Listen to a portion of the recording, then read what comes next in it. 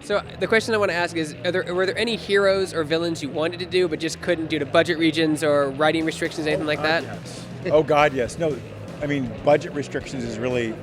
But we're on television, and so we have a character who has quake powers, which means she could.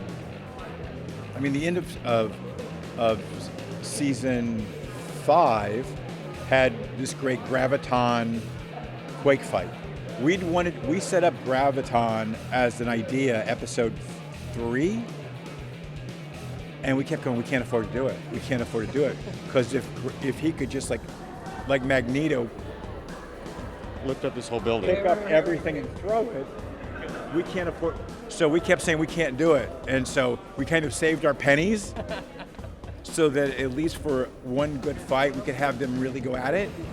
But we have that with. Every time there's giant fire or giant quake, or we had so many great space things planned that we just couldn't.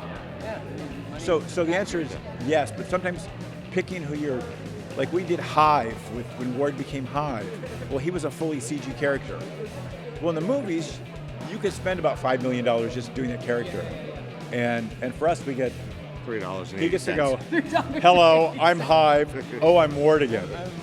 You know, we were worried about doing Ghost Rider because flaming head again, and you don't want it to look crappy or creepy. Well, creepy's fine, but crappy.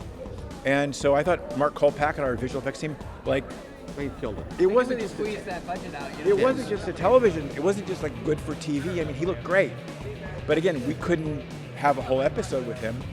So that's always a thing, but I feel like we've come up with creative ways to resolve those. And in many ways, it challenges you as a writer and a storyteller to say, okay, this is the box we've been given. How many things we can fit into the box, and these couple of things have to come out in order to make them fit. Yeah. And look, to do 136 hours of anything is extraordinary. To do 136 hours of television is exceptional, and to do it well is something to be proud of. 136 hours of traffic school. No, you did not.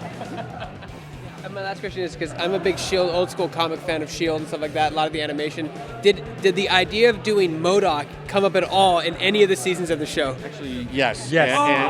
And we had the guy to do it in that Patton Oswalt was born to play the part. Yeah. And that is why Patton is playing it in the animated series on Hulu. But yeah, originally we talked about it a lot, and we were moving towards that, and it was all for Patton, who loves the character and loves the show. Great character, yeah. And so we wanted to do that, and for corporate reasons, Reasons unbeknownst, I cannot say.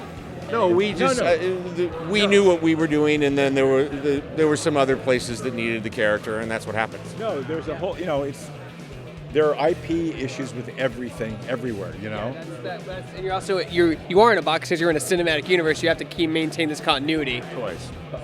Also, it would be cool if MODOK showed up as an event against the Avengers. Yeah. That would be hilarious. Yes. Yeah. Sign me up. There you go. Thank you. Take good care.